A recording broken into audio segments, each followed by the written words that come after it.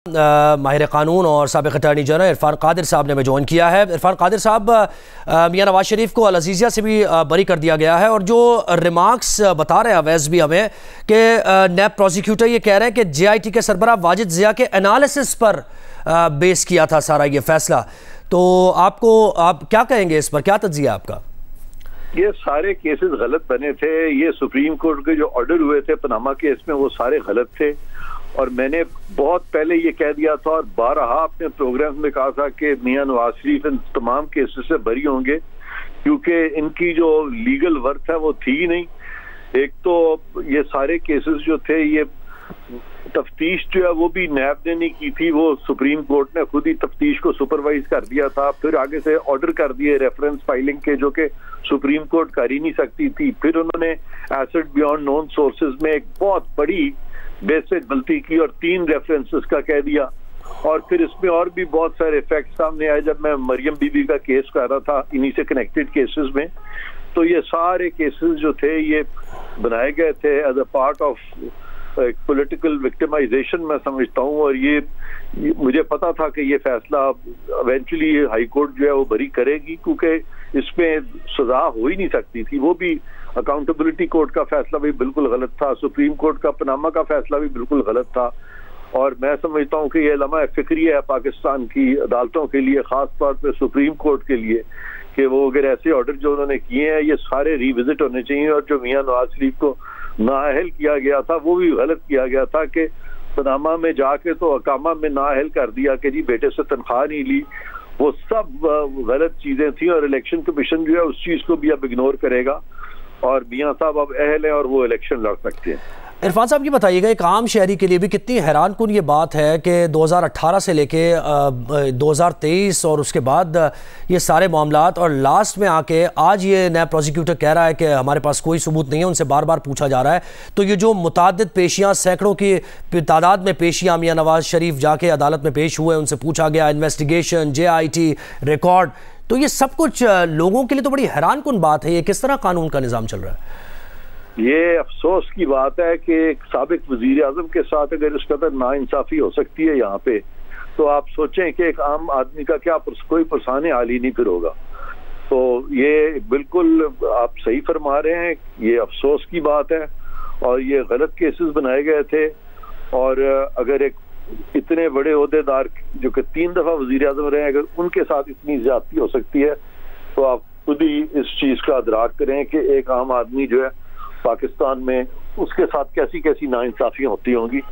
तो ये मैं समझता हूँ कि इस चीज पे गौर होना चाहिए और जिन्होंने ये केसेस बनाए हैं, खास तौर पे वो जो जजेस हैं जिनकी वजह से ये केसेस बने हैं, उनको चाहिए कि वो कौम से माफी मांगे। जी, यानी 5 साल बाद ये मंतकी अंजाम तक ये केस तो पहुंच गया। लेकिन नैब का आगे आप भी इस्लाहात की बात करते हैं नैब में, बल्कि आप कहते हैं कि ऐसा इदारा हो कि जिसमें तहकीकात हों, करप्शन के खिलाफ यकीनी तौर पर हों। ये तो मुल्क के लिए बहुत ज़रूरी है। लेकिन जिस तरह नैब चल रहा है, अभी भी चल रहा है नैब, तो अभी भी केसेस बन रहे हैं, तो क्या किया जाए? चल रहा है ये तो केस नैब ने बनाई ही नहीं है अच्छा, बल्कि नैब ने अच्छा रोल अदा किया कि उन्होंने साफ बात कर दी है कि ये केसेस नहीं बनते।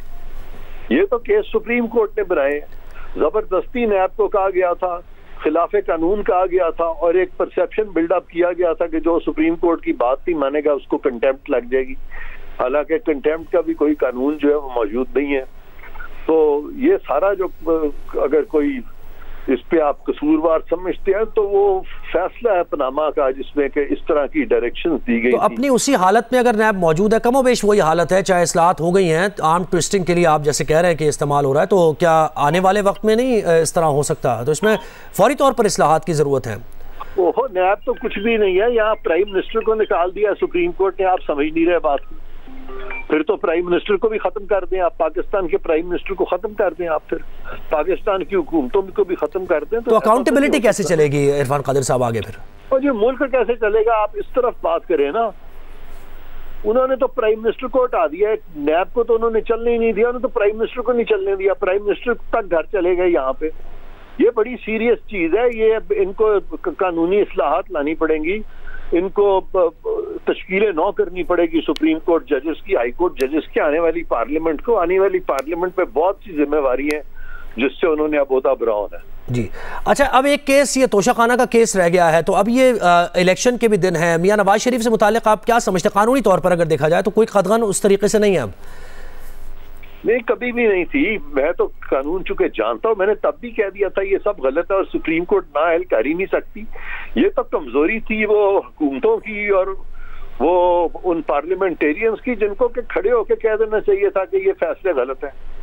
तो इस नुकसान की बहरहाल भरपाई तो होनी है ना, अगर निज़ाम को आगे सीधा चलना है, सही चलना है। एक नुकसान हो गया 2018 से लेके अवाम का भी, मुल्क का भी, लोगों का भी, तो उसकी भरपाई तो बहरहाल होनी है ना, एग्जाम्पलीफाई तो करना चाहिए। क्या समझते हैं आप? बिल्कुल, मैं समझता हूँ कि वो जो जजेस हैं जिन्होंने ये गलत फैसले दिए हैं, उनको कौम से माफी मांगनी चाहिए। तो मियां नवाज शरीफ के पास ये हक मौजूद है कि वो कोई पिटीशन, कोई दरख्वास्त दायर करे? कोई दरख्वास्त की जरूरत नहीं है। इस पे तो मौजूदा सुप्रीम कोर्ट को चाहिए लार्जर बेंच कॉन्स्टिट्यूट करके तो इसको सारे मामलों को रिविजिट करें। जो इससे पहले सुप्रीम कोर्ट के जिस तरह के फैसले उनको भी रिविजिट करें। और गालिबन जहां तक मुझे इल्म है वो ये सारे रिविजिट हो रहे हैं, कुछ और कुछ होंगे रिविजिट। जी, साबिक़ अटॉर्नी जनरल इरफान कादिर साहब हमारे साथ हैं और अपना मौक़िफ़ पेश कर रहे थे। आज अल अज़ीज़िया रेफरेंस में भी मियां नवाज शरीफ को बाइज़्ज़त बरी कर दिया गया है। अपील पर समाअत हुई थी। मियां नवाज शरीफ की सज़ा के खिलाफ उन्होंने अपील दायर की थी। अपील का हक बहाल हुआ था, जिस पर नैब ने कोई एतराज़ नहीं किया था, तो इस पर ही ये समाअत हो रही थी। नैब प्रोसिक्यूटर से बार बार पूछा अदालत ने, chief justice Islamabad high court ने, कि आपके बताएं आपके पास क्या सबूत मौजूद हैं, क्या एविडेंस है जिसकी बुनियाद पर मियां नवाज शरीफ को ये सज़ा सुनाई गई है। अल अज़ीज़िया और जो हिल मेटल है इससे ताल्लुक़ मियां नवाज शरीफ का कैसे आप साबित करेंगे?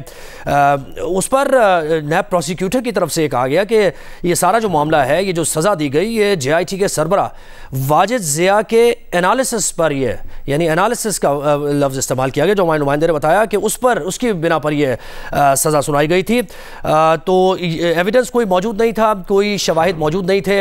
एसेट बियॉन्ड मीन्स का मामला था, आमदन से ज़ायद असासजात का मामला था, जिसमें बारे सबूत नैब पर था कि उसको प्रूव करना था कि एसेट्स कितने हैं और उनकी ज़राए आमदन क्या है, कितनी है। ये मुताद्दिद ऐसे सवालात थे कि ये कंपनीज कब बनी थी, पैसा कैसे बाहर गया, किसने लगाई, कौन ओनर है इसका, बेनिफिशियल ओनर कौन है, कौन उनके साथ शरीक हैं। ये सारे सवालात किए गए, लेकिन इनमें से किसी सवाल का जवाब नहीं दिया गया।